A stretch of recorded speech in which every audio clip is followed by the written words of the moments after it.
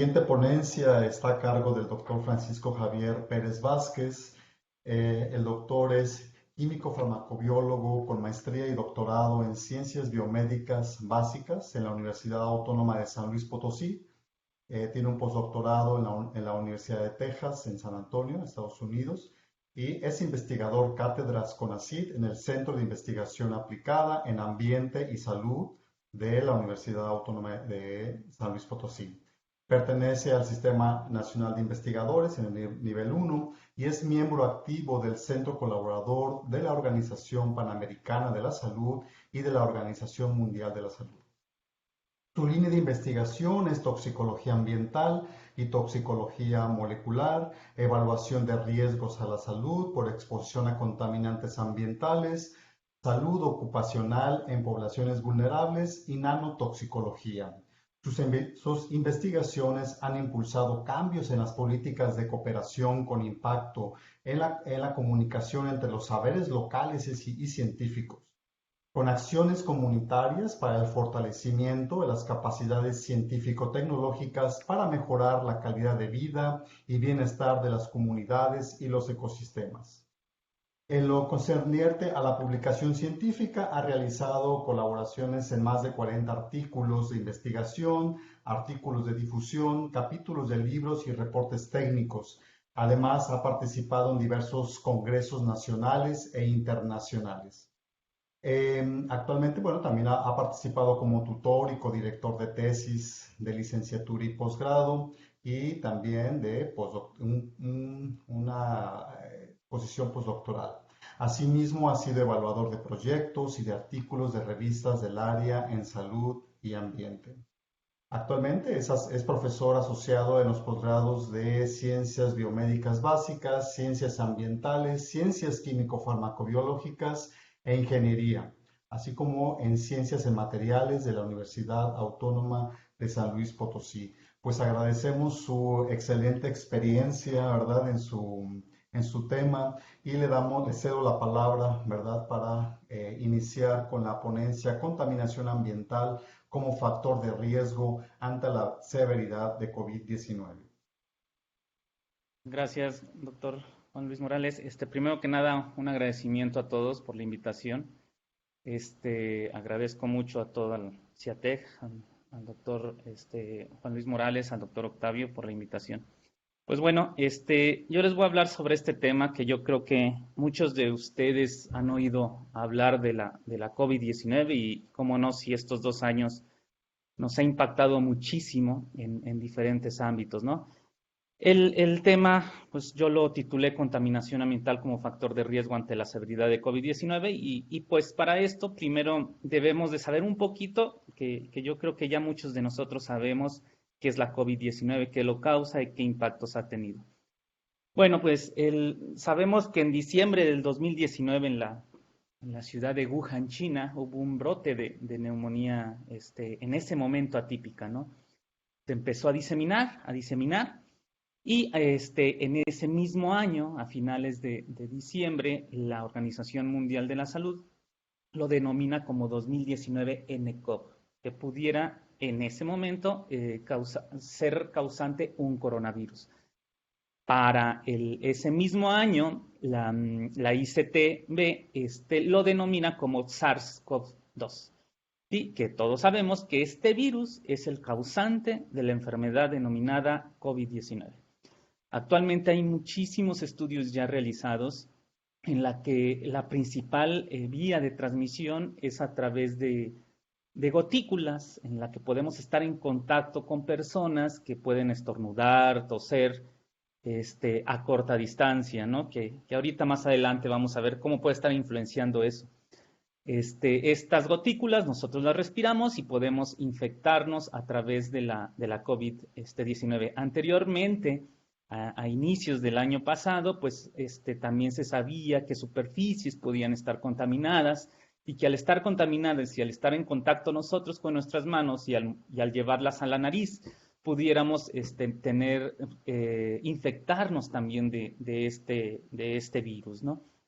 Bueno, una vez entendido esto, pues sabemos también que en el 30 de enero del 2020 Esta agencia emite una alerta y pone en emergencia de salud pública de importancia internacional a la COVID-19. Sí, debido a que ya existían 7.836 casos. Sin embargo, para el 11 de marzo del mismo año, la Organización Mundial de la Salud lo cataloga como pandemia, al haberse incrementado drásticamente en 2 meses los casos en todo el mundo, llegando hasta más de 100.000 casos. Sí, en esta instancia, o sea, hasta el día de ayer se contaban con 252.902.685 casos acumulados en todo el mundo. De estos casos ya también existen más de 5 millones de muertes en todo el mundo debido a la COVID-19. Sí, todo esto en América Latina también ha impactado tremendamente, dejando hasta México en cuarto lugar. Sin embargo, vemos que los niveles de casos acumulados en el país que tiene una mayor incidencia de esto es Brasil, seguido de Argentina y Colombia. Sí, México tiene alrededor de 3.807.211 casos. Y bueno, una vez dicho esto, entendido todo lo que es más o menos lo que es la COVID-19 a grandes rasgos, como ya muchos de nosotros sabemos, también sabemos que pues esto de la COVID-19 ha tenido implicaciones muy importantes en la economía mundial. ¿Sí? En México principalmente se ha visto un mayor impacto en varias empresas. Esta es una gráfica del INEGI en donde se observan, hay más del 90% de las empresas fueron afectadas. Y dentro de estas empresas que fueron afectadas, las que son medianas, pequeñas y microempresas fueron las que más sufrieron de este impacto debido al paro que se realizó parcial o completo de las actividades económicas. Y todo esto, ¿a qué llevó en nuestro país, al menos, y en prácticamente todo el mundo, a que hubiera mayor número de personas que entraran en la informalidad laboral? Y una vez llegado a la informalidad laboral debido a todos estos impactos en las pequeñas, medianas y microempresas, muchas de estas personas entraron en la parte de pobreza, ¿no? Quebraron todas sus microempresas, sus empresas, entonces entraron en una recesión tremenda, ¿no? De esto a que hace un año se contaba con una población activa de más de 57 millones de personas. ¿Sí? ¿Qué es esto? De estas 57 millones de personas activas en México, el 56% de estas personas se encontraban en precariedad laboral. ¿A qué le llamamos precariedad laboral nosotros? Aquellas personas que no cuentan con salarios por debajo del mínimo, personas que no cuentan con un contrato laboral, personas que no tienen un acceso a los servicios de salud. ¿Sí? Y si recordamos la diapositiva anterior, entonces aquellas microempresas o medianas empresas que sufrieron todo esto debido a la parte de que no pudieron laborar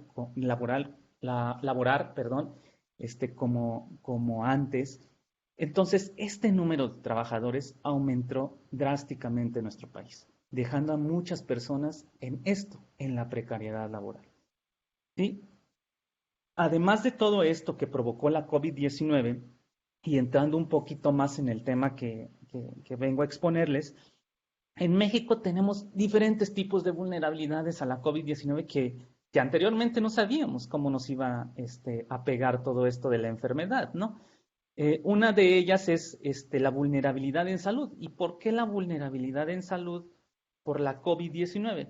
Pues debido a que México cuenta con una alta incidencia de diferentes tipos de enfermedades no transmisibles, como es la obesidad cardiovascular, hipertensión, diabetes, entre otras. ¿Va? Ante este contexto, pues sabemos también que una de las cosas que el año pasado o al inicio de la pandemia fue muy preocupante es que la COVID-19 causaba una alta mortalidad en personas mayores de 60 años. Y en México, al menos solamente en México, contábamos con con 15.4 millones de personas de la tercera edad.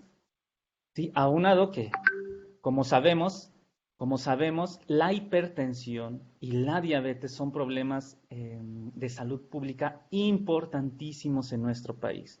Datos de la Encuesta Nacional de Salud y de Nutrición han observado que a partir solamente en 2012, el 2018 incrementó las personas que tenían diabetes, pasando de 9.3 millones hasta 15.2 millones de personas con hipertensión.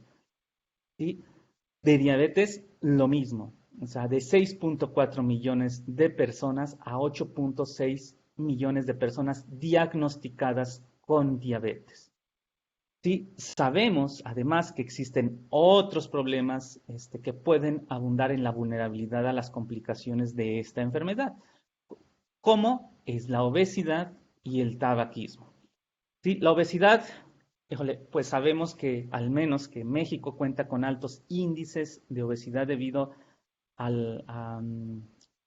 pues digámoslo, a las faltas de medidas o a la poca información que tenemos para la alimentación, ¿no?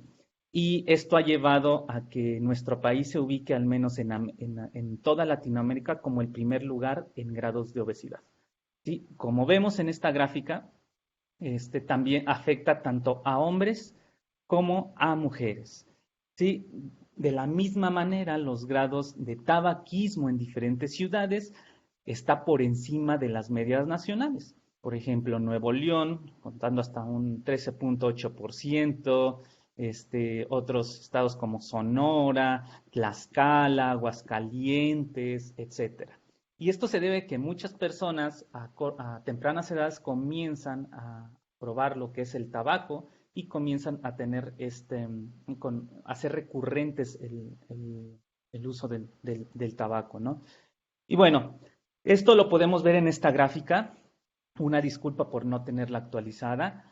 Al año pasado, hasta el 18 de junio del 2020, las muertes acumuladas en nuestro país por COVID-19 fueron debidas también, bueno, asociadas a comorbilidades, ¿sí? Y esto con hipertensión, diabetes, obesidad y tabaquismo. Como vemos, son de los factores que anteriormente les presenté.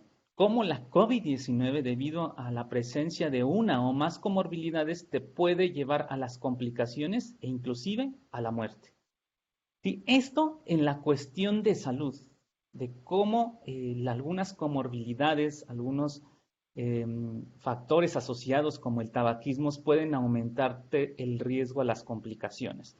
Sin embargo, pues también existen otro tipo de cosas que se ha estudiado ahorita tremendamente, que es la contaminación del aire.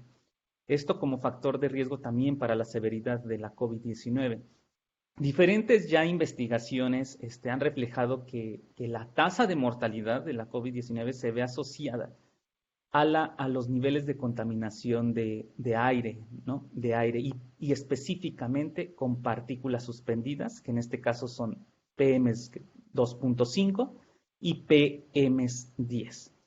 Sí, las PMs, creo que allá en Monterrey, pues tienen monitores de aire y todo esto, y yo creo que hay hasta aplicaciones, me parece, de los niveles de contaminación, en este caso de PMs, allá en Monterrey, pues ya es un indicador representativo de la contaminación.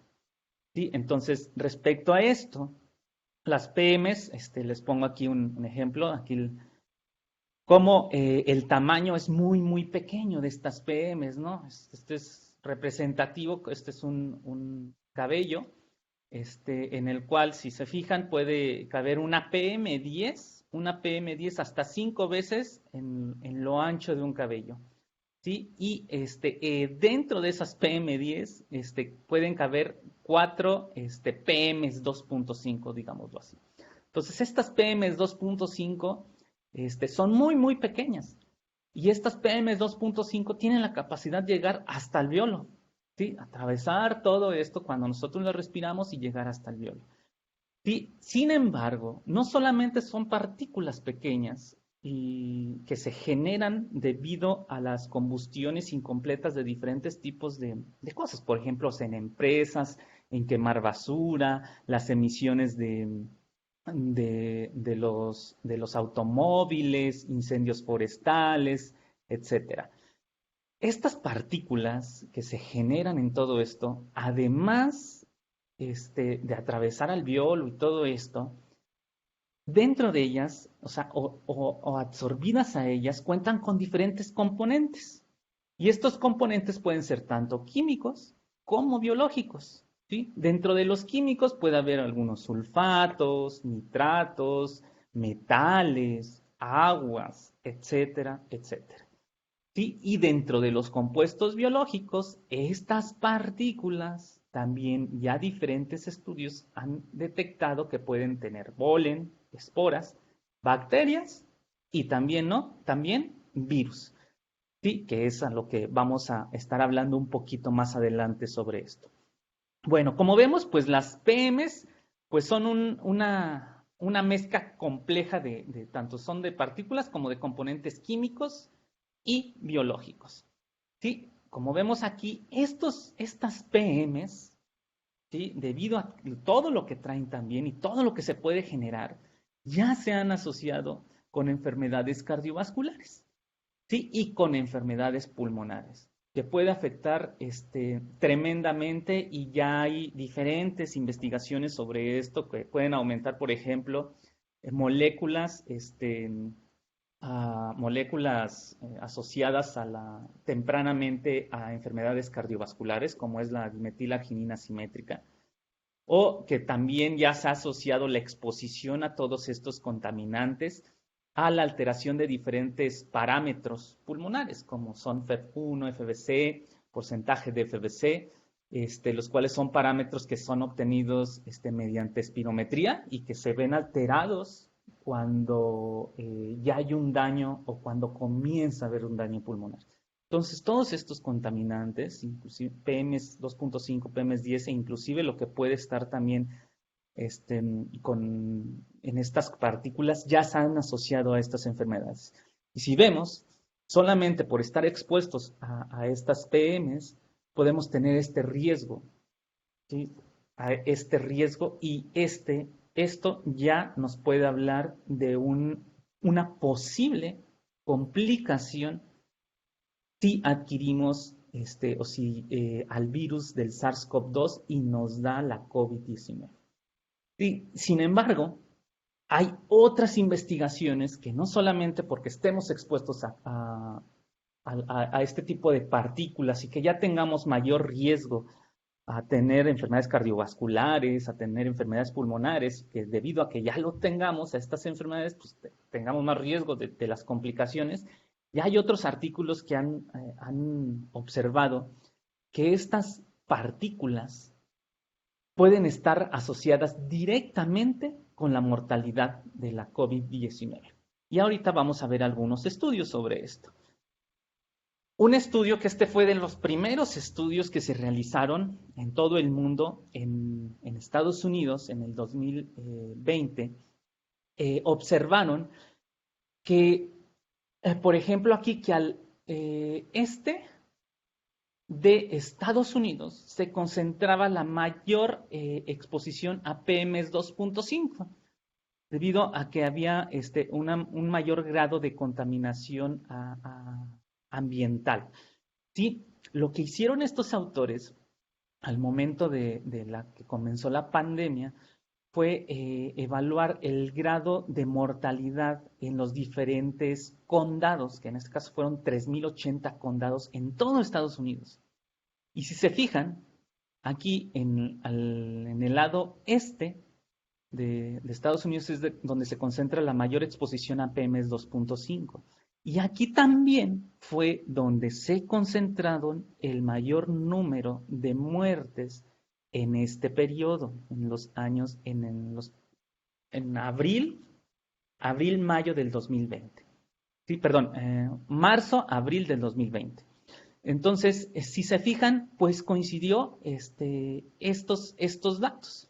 Sí, lo que ellos concluyen en este estudio al hacer diferentes modelajes es que la contaminación ambiental, o sea, la contaminación por PM 2.5 se había asociado hasta en un 15% en la mortalidad de COVID-19 o por COVID-19.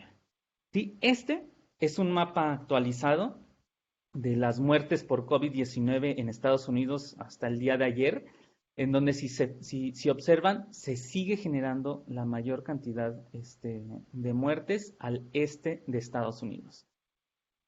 Y bueno, no solamente está este estudio, hay un estudio también generado en Italia, en donde de la misma manera monitorean las PMs, en este caso fueron PMs 10 en diferentes meses, y concordaron cuando al norte de Italia se concentraba los niveles más elevados de PM10, ¿sí? Y esto concordaba con el número también de muertes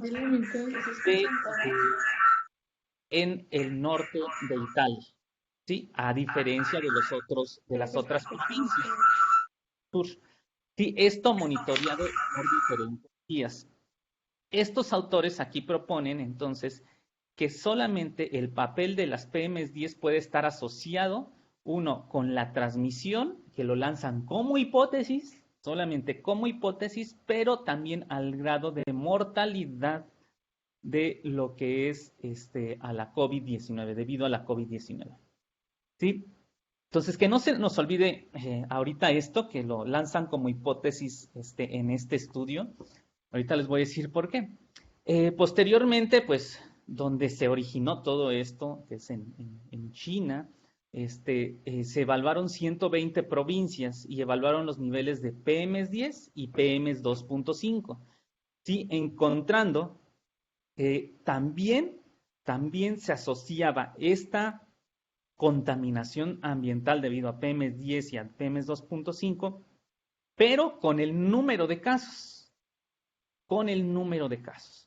Entonces, de aquí vino la pregunta para muchos investigadores si las PMs 2.5 y PMs 10 podrían estar asociados a la transmisión de la COVID-19. ¿Y esto por qué? Si recuerdan, les había comentado que estas PMs 2.5 pueden albergar también a bacterias y virus. Entonces, de ahí que sale esta hipótesis.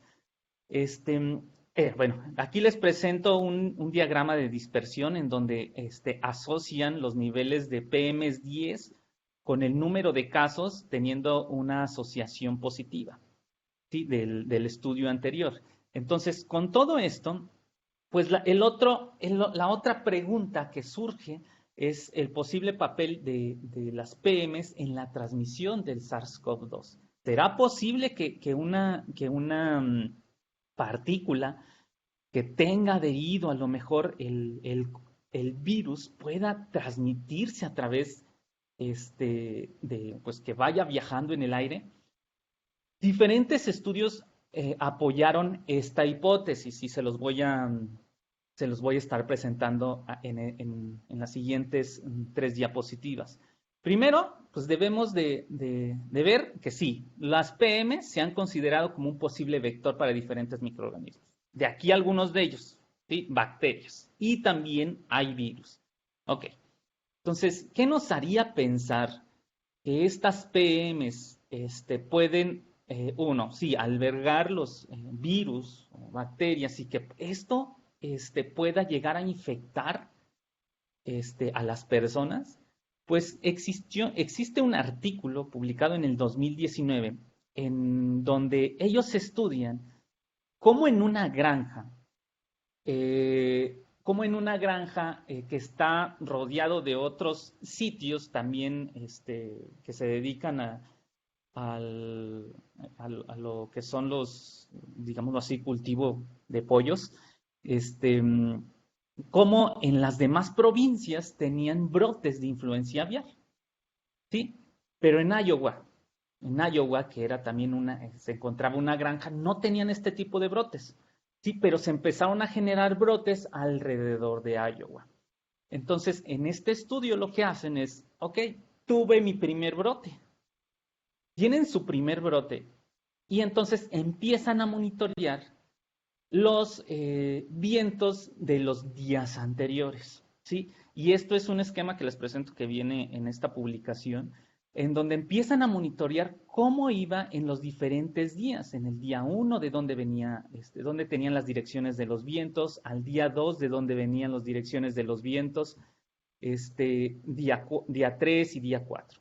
Si se fijan, son diferentes de donde venían, pero después ellos asocian estas trayectorias de cuando surgieron los primeros brotes en otros, digamos, en otros sitios, concluyendo que que este virus de la influenza aviar podría haber surgido en esta granja debido a las PMs que venían, a las PMs adheridas con este virus en ellos, ¿no? Y que llegaban directamente a esta granja. ¿Sí? Entonces empiezan a hacer modelajes y encuentran diferentes porcentajes en los cuales pudieran provenir estos virus, ¿no? Entonces, de ahí se empiezan a generar varias evidencias, entonces que los virus sí pueden ir adheridos a las PMs y pueden ser transportados grandes distancias.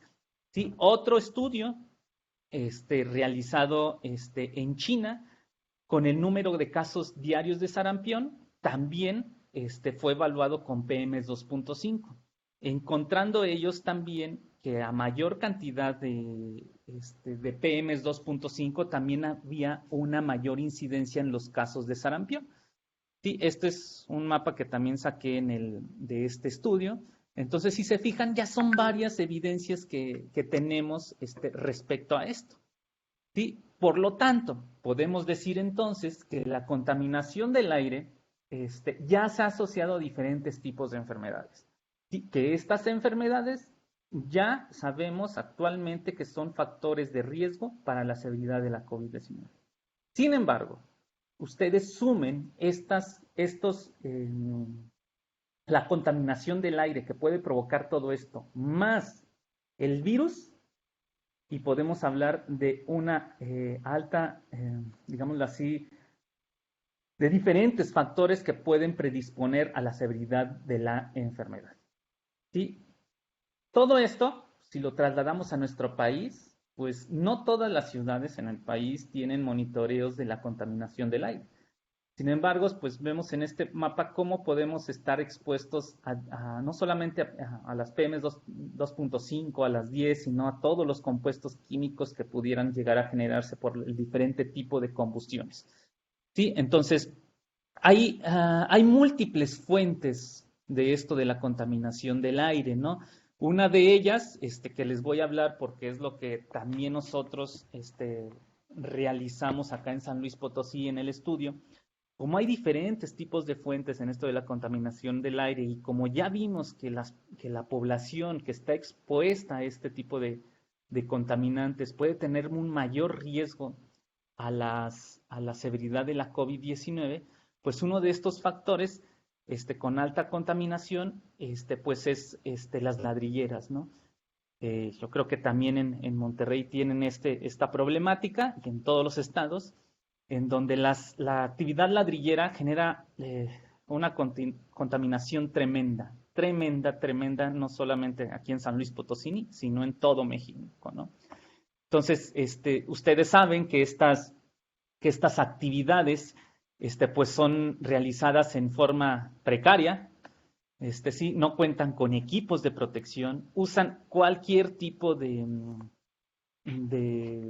cosas para generar estas combustiones, como pueden ser llantas, aceites, plásticos, papel, basura, múltiples cosas. ¿Sí? En todo esto, pues se generan múltiples compuestos. ¿Sí? Las PMs, los compuestos químicos que habíamos hablado, los hidrocarburos aromáticos policíclicos, etcétera. ¿Sí? Esto es todo lo que se ve en una ladrillera, al menos aquí en San Luis Potosí. ¿Sí? Todo esto genera mala calidad de aire y que se generen, perdón, este tipo de partículas. ¿Sí? Este tipo de partículas empiezan a generar no solamente en el ambiente o en el sitio de trabajo, sino que pasa a aquellos núcleos familiares, porque si ven por aquí, pues las ladrilleras se encuentran en las mismas casas. ¿Sí? Entonces está afectando a toda la casa y a toda la comunidad. Entonces, dejando a la comunidad altamente expuesta a este tipo de contaminantes, a las partículas suspendidas, a los hidrocarburos, entre otras cosas. Sí, esto solamente es una tablita de los niveles de PMs en zonas ladrilleras. Si se fijan, los niveles van de 120, 65, 41, 57, dependiendo. ¿Sí? Hace unas semanas fue modificada por la Organización Mundial de la Salud los niveles permisibles, digámoslo así, de PM 2.5, que antes eran de 25 microgramos por metro cúbico, y ahora la OMS lo bajó a 15 microgramos por metro cúbico. ¿Sí? Y para PM10 era de 50 microgramos por metro cúbico y lo bajó a 45 microgramos por metro cúbico. Si se fijan, lo superamos por mucho, ¿no? Por ejemplo, aquí en Guadalajara llegamos hasta 120 microgramos sobre metro cúbico. Chequé así rapidísimo en la ciudad de Monterrey, no sé si el día de ayer o hoy, me metí rapidísimo a Google y tiene niveles máximos de 127 microgramos sobre metro cúbico para PM 2.5 y para PM 10 de 114, niveles máximos de 114. ¿Sí? Con promedios alrededor de 100 microgramos por metro cúbico. Entonces sobrepasamos las normas, al menos de la OMS, ¿no? Y también de las normas mexicanas. Y bueno, todo esto pues lleva a que la exposición de PMs pues incrementa, como ya lo vimos, el riesgo al desarrollo de diferentes tipos de enfermedades crónico-degenerativas, como pueden ser la EPOC, el asma, ya se ha asociado también al cáncer de pulmón, a hipertensión, a cardiopatías, etc. Diferentes estudios ya han observado que un aumento de 10 microgramos sobre metro cúbico después de lo que estaba en OMS anteriormente, que era de 25 microgramos sobre metro cúbico, ya incrementaba los recuentos diarios de la COVID-19. ¿Sí? Entonces, ya el aumento de 10 unidades ya se asociaba con la incidencia de la COVID-19. Además de que ya también en otros estudios ya se ha asociado estas PMs 2.5 con el incremento hasta del 9.6% de una infección severa. Imagínense en estos escenarios que anteriormente les mencioné, ¿no? Donde están expuestos a múltiples compuestos. Y estos escenarios, estos ladrilleros, pues como les decía, trabajan en precariedad laboral, están expuestos a múltiples contaminantes, no solamente a las PMs 2.5 y PMs 10. Entonces son escenarios altamente contaminados, no tienen protección, así trabajan de esta manera, por lo cual todo esto les puede llegar a tener riesgos adicionales a su salud. ¿Sí? Entonces, todo esto es una problemática importante en este tipo de poblaciones. Este es un estudio que hicimos, todavía no lo tenemos publicado, se los presento rápidamente. Esto forma parte de la tesis de doctorado de una persona de ahí de nuestro grupo de trabajo, en donde en los ladrilleros el 86% presentan sobrepeso y obesidad. Entonces esto ya es un riesgo. Ahí lo ponemos para la severidad de la COVID-19. El 17.5% son diabéticos, ¿sí? Y por ahí, si mal no recuerdo, el 20% son prediabéticos. De las personas que nosotros encuestamos, y no, bueno, más bien que les realizamos análisis y que no sabían. y un 20% salió prediabético. Además de que nosotros con ayudas de médicos realizamos radiografías de tórax, entonces, una espirometría encontrando este tipo de patrones. Si se fijan, el obstructivo ya el 12% de las personas presentaban este patrón. ¿Sí? Un restrictivo de un 8%, entonces un 20% ya se encontraba afectado. Sin embargo, este 80% normal, si se fijan, en las radiografías de tórax ya presentaban cambios degenerativos de columna, escoliosis, engrosamiento pleural, patrón micronodular, etc. ¿Sí? Todo esto, un médico, un neumólogo de aquí de la ciudad de San Luis Potosí, nos decía, este 80% seguramente muchísimos ya van a ir a un patrón restrictivo. ¿Sí? Entonces, de aquí la importancia, al menos en este sector de la población, de observar todo este tipo de características, de visibilizar la problemática de estas poblaciones. ¿Por qué? Porque ellos son probablemente una de las poblaciones más susceptibles a tener las complicaciones de la COVID-19. ¿Sí? Además de alrededor de la comunidad, porque también están expuestos a este tipo de contaminantes. Y pues bueno, esto sería la problemática en ese tipo de escenarios, ¿no? Que están expuestos, tienen comorbilidades, llega el virus y entonces esto los puede llevar a las complicaciones de la COVID-19. Este es un posible papel de las PMs en el cual también lo realizó el estudiante de doctorado, cómo algunas personas que pueden estar expuestas pueden expulsar estas gotas mayores a 5 micrómetros y que avancen estos 2 metros, ¿no? Sin embargo, los núcleos goticulares, los más pequeñitas, menores a 5, pueden viajar hasta 8 metros. Pero imagínense si se encuentran con aquellas partículas generadas en los hornos ladrilleros. Están los hornos ladrilleros y pueden viajar más distancia de 8 metros. ¿Sí? Y de aquí que se genere esa hipótesis debido a todos los demás estudios. Ahorita ya existen más estudios que posiblemente puedan llegar a apoyar este esquema, ¿no? Pero este esquema salió como una hipótesis de cómo podrían las PMs albergar a los virus y poder llegar a viajar grandes distancias, ¿no? Entonces, esto pues, nos llevó a las siguientes conclusiones: el posible papel de las PMs en la propagación del SARS-CoV-2, las zonas, que existen zonas con índices de contaminación atmosférica que muy probablemente podrían tener un impacto en las complicaciones de la COVID-19.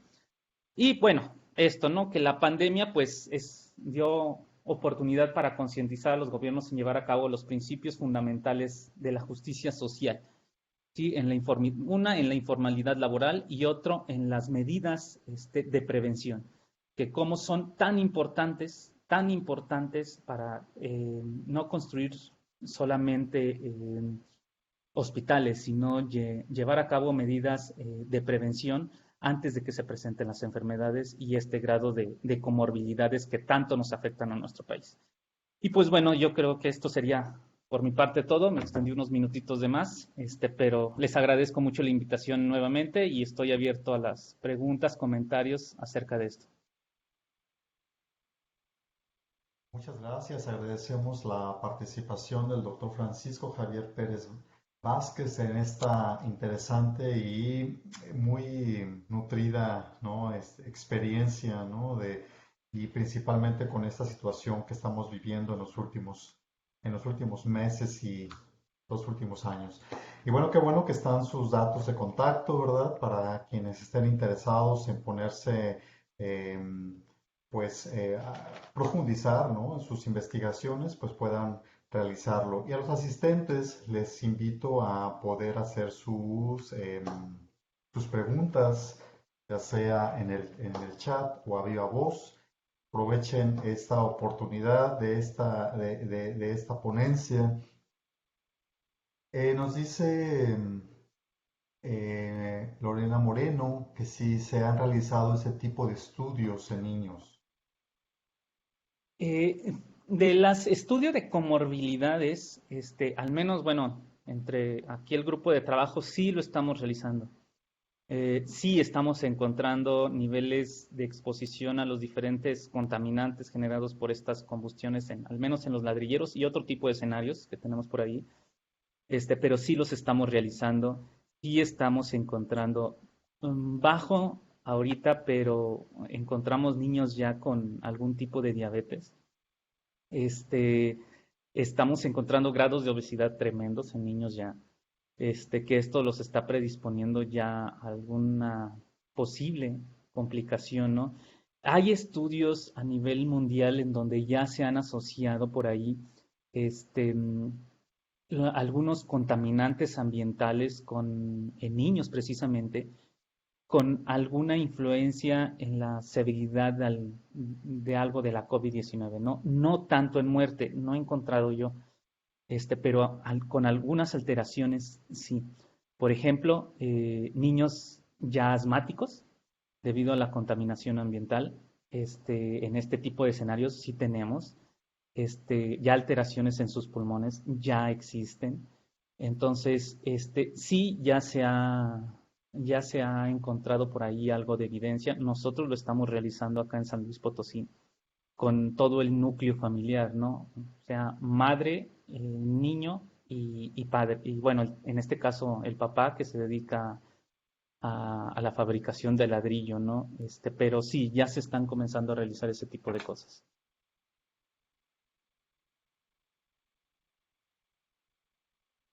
Pues es lamentable, ¿verdad? Estas situaciones que se presentan, ¿no?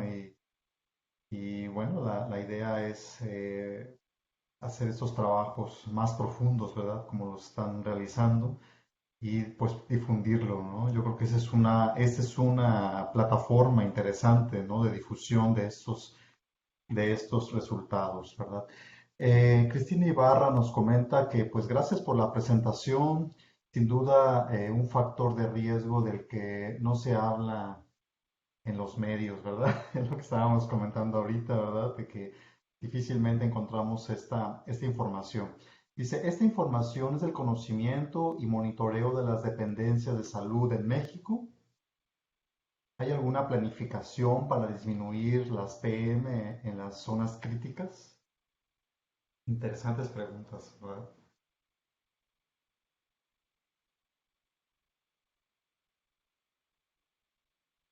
Se nos fue un poco la imagen, no sé si el doctor no, nos escuche.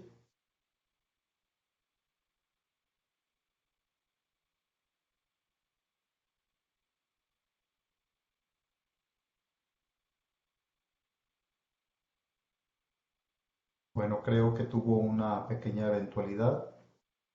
Vamos a esperar unos minutos para que se reconecte el doctor, ¿verdad? Porque sí son...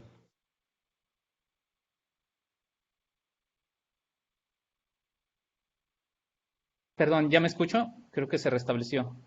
Sí, ya lo escuchamos, doctor. Adelante, por favor. Perdón, sí, de hecho, hay un artículo publicado por el Instituto Nacional de Salud Pública en donde hace una revisión precisamente de las PMs 2.5, en donde ya bueno, ya existen muchos estudios, ¿no? Sobre esto. Nosotros lanzamos esta hipótesis casi el año pasado cuando empezamos a ver todo esto de la COVID-19.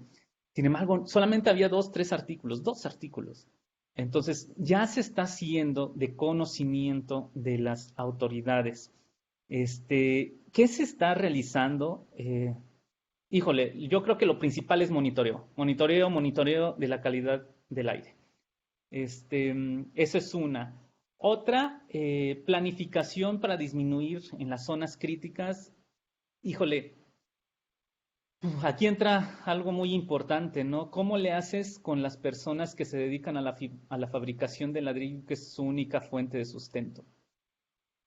Entonces, hemos tenido nosotros esos acercamientos, esa parte de diálogos, ¿no? Que le llamamos diálogos de saberes entre la población, científicos, y también ya involucramos en este caso, al gobierno del estado, en donde se les debe a ellos generar un plan para tratar de realizar de una mejor manera sus actividades. Una, en grados de protección. Dos, en mejorar los estándares en calidad, digámoslo así, para la producción de sus ladrillos. Por ahí ya hay algunos estudios en México en donde se les ha mejorado los hornos y emiten menos, generan menos contaminantes, ¿no? Otra es Le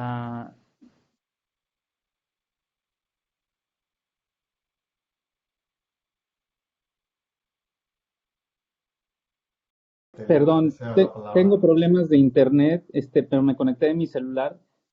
Regresando rapidísimo para Sí, terminar, adelante. perdón, una disculpa. ¿Hay alguna planificación para disminuir en zonas críticas? Es eso, al menos en los ladrilleros, cambiar de fuentes. Por ejemplo, se les está invitando a que usen acerrín, que mejoren sus hornos, que usen equipos de seguridad, en gobierno, que instalen lugares en donde sean como un parque de ladrillero, y que el crecimiento no vaya hacia el parque ladrillero, porque eso es otra de las cosas, ¿no? Y eso es más o menos lo que se está realizando. ¿En qué equipos se utilizan para medir? Que es en la última que me quedé. Hay dos equipos que son el High Volt, que nosotros le llamamos, y el Mini Volt, en los cuales son equipos portátiles en donde solamente es cargar la pila.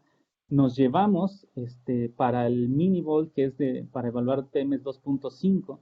Entonces son filtros especiales de teflón y de cuarzo, y nos los llevamos y los dejamos 24 horas funcionando. El siguiente día vamos, monitoreamos el siguiente día, y así hemos estado nosotros al menos monitoreando ese tipo de sectores.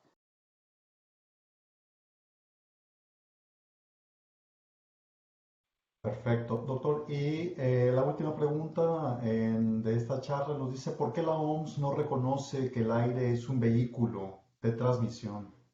Eh, Muy buena pregunta.